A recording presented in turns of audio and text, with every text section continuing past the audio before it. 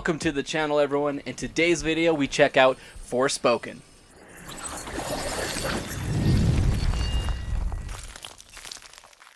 Before we get started, be sure to subscribe to the channel, like the video, and now something that I kind of want to mention before really diving into the game is about how much hate that this game is getting.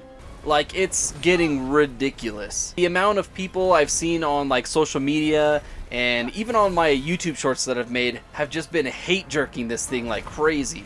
And personally, I feel like a lot of it is really unjustified, especially because I feel like a lot of the people that are, doing all these things and just hating on it haven't really played the game. Is the game perfect? No, definitely not, and we're going to get into some of that stuff a little bit later. But is the game as bad as everybody's making out to be? Definitely not.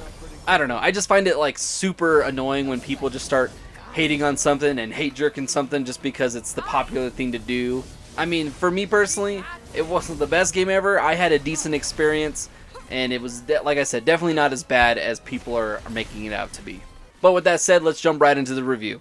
Starting off with the story, you play as Frey, an orphan that's living in New York that's always getting into trouble. It's like, I don't know, it's like this game is like a twist on the Alice in Wonderland story. And they kind of tease that too, like in the game they have like the book, Alice in Wonderland. Frey finds a magical cuff that transports her to like this fairy tale land, and now there's dragons and she has magical powers. And for like most of the game, Frey is trying to find a way to get back home to New York. Which brings us to like the first issue I had with the game. Like, it literally makes no sense why Frey would want to go back to New York.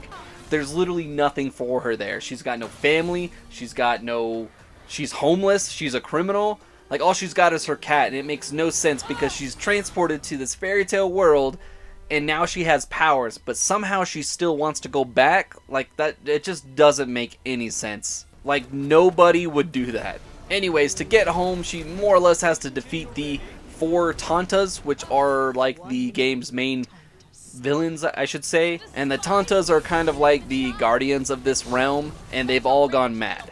And that's pretty much what she does for the majority of the game. Without going into, too many spoiler details, that's the gist of it. A couple of characters that I do want to point out is Cuff and Frey. And now I forget what Cuff's real name is, she just calls him Cuff. But like all of the trailers that I saw were like depicting the banter between Cuff and Frey is super cringy and super annoying. Like it was going to be something that's 24/7 as you're playing this game, like a lot. And surprisingly, it wasn't. Other than the very beginning of the game, there's a few like pretty cringy dialogue. That was really only at the beginning, but for like 90% of the game, their whole banter was not bad at all. Like, a lot of people were complaining, and it's probably because they played the first hour, and there is a little bit in that first hour you're like, okay, let's tone it down a little bit. But for most of the game, it's not bad, like, whatsoever. At least for me personally, I didn't find it too bad. Now, Frey. Frey is literally the worst character in this game, which is ridiculous because she's the main character.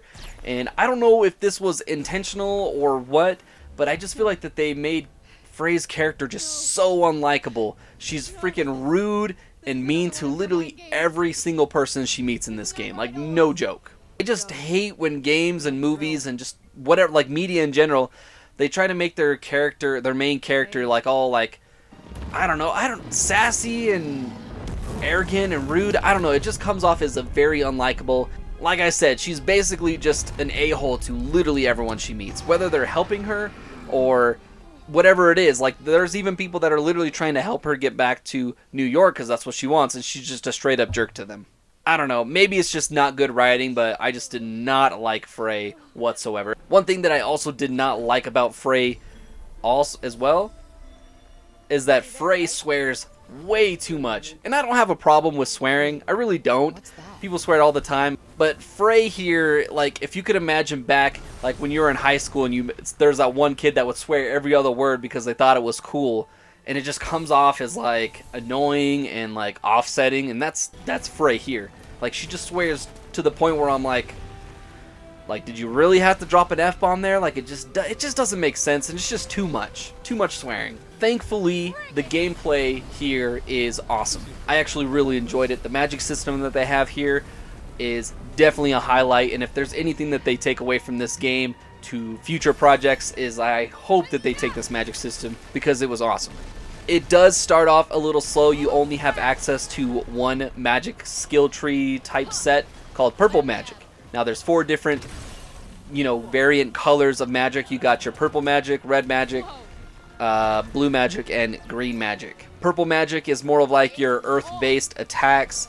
Red magic is fire, and blue is water magic, and lastly is green, which is lightning-based magic. But all the magic was super fun.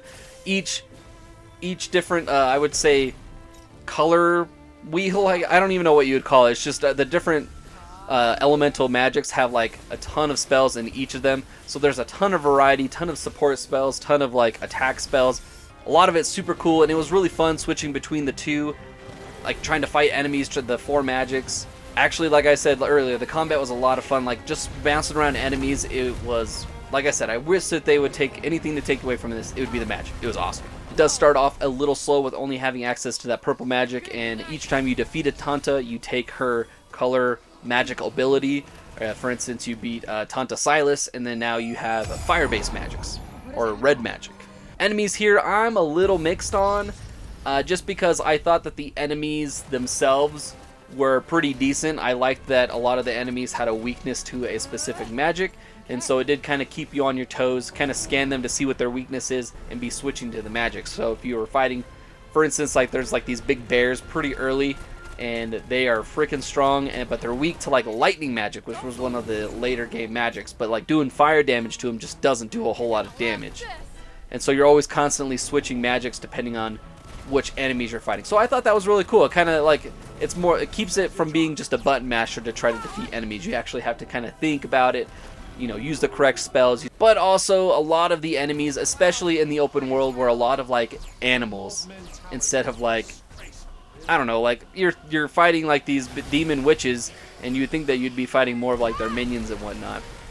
But no, you're fighting a lot of like bears, birds, and like crocodiles, especially like in the open world. That I didn't really care too much, just because no matter who you're fighting, because the magic was so well done, I didn't mind really that much. There are quite a few bosses in here. Of course, you got your 4 main ones, the Tantas, and you have a boss at the very end, which I don't really want to spoil for you, because it was a surprising twist, at least for me. But for the most part, you fight the Tantas, and then there's these things called mutants, which are basically like bigger, stronger versions of the enemies you're already fighting. Example is, there's a bear, you fight bears and crocodiles. Well, now you'll fight the mutant versions of those, which are much bigger, and they do a lot more damage. Also a lot of fun. Nothing in this game was actually particularly hard, and I played on hard mode the entire time, and I died a few times to things, but nothing was really that difficult. Like I mentioned earlier, I thought the Tantas were the best boss fights out of all of the bosses that you could fight. Overall, I thought the bosses were decent. Weren't anything super crazy, but were passable. They're good. They're good. Moving on to the next thing I want to talk about is some of the open world aspects here.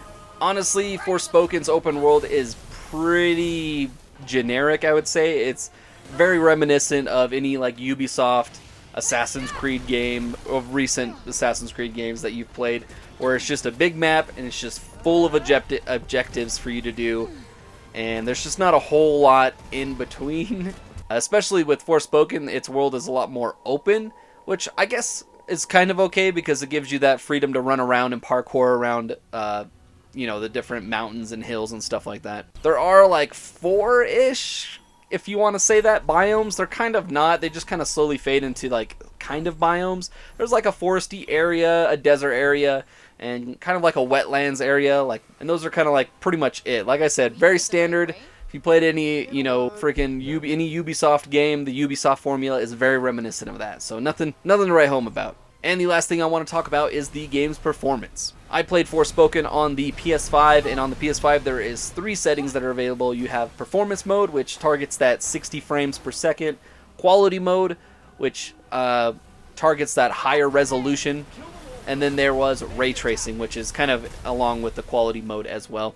Personally, I played on Performance Mode. I much prefer the 60 frames per second opposed to the resolution. And that is one thing that I have to say, is that for the most part, I felt like the game stuck pretty well to 60 frames.